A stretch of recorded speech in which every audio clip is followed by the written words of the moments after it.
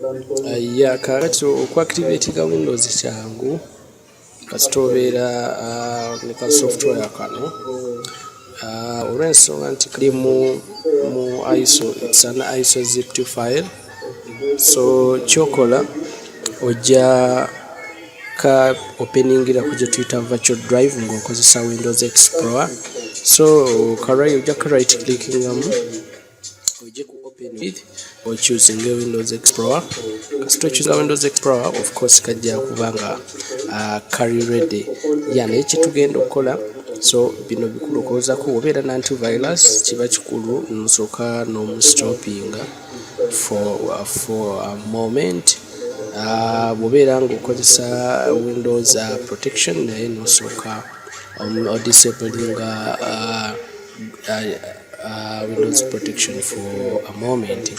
So ngenda kushowinga desktop olw'ensonga nti bw'omala okazipi oka openingira ku virtual drive kakwate ka dragging or ka dropping ku desktop. Okay, tekajja kukola. This is a virtual drive. Bwewetegereza wano drivers and drives devices kalaba kaba tekajja kuraninga bulungi. So kitugenda okukola bw'omala okukasula ku desktop ka right clickingeko ka running nga administrator. You just say yes. Bw'ona ka running nga administrator kajja kubikula ka interface kano. Bikabikola ka interface wano, choosing the first option. Choosing the first option ogambe nti okozese no SST portable. Bw'ona choosing SST portable ejja kuleeta interface endala. Bwe bikula another interface, kati wano bw'ochoosing options affe wano ku left. You're activating Windows or Office. For this case, if it's Windows, just click Windows activation. So kajja kulabika koze mpaka nga kalaga nti Windows has been successfully activated.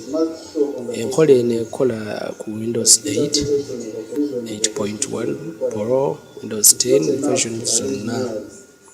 Ne versions entono za Windows 11 kano ka software kasobola okuzikola ki okuziactivatinga. Ndowooza olaba wano wansi kalaga nti Windows waffe product has been successfully activated. Era ekulaga n'ekika kya Windows ekiri installed ku machine eno. So you can go ahead and close. Tugende tukebere ku Windows waffe. So right clicking nojja ku properties. Nojja ku properties. Nokirira wansi ku change your license and all that. Okulaga nti Windows is activated using the version activation services. So kitulaga nti wano Windows waffe ali activated. Teweerabira nti bw'omala okuactivatinga Windows ono singa agenda mu maaso ne updating ku version eddako, you lose the activation. So bw'oba okalina era oddamu n'okaraninga naye tekitera kubeerawo. Kankagalize akaseera kalungi. Alina ekibuuzo okiteekamu oba n'okiyisa ku WhatsApp.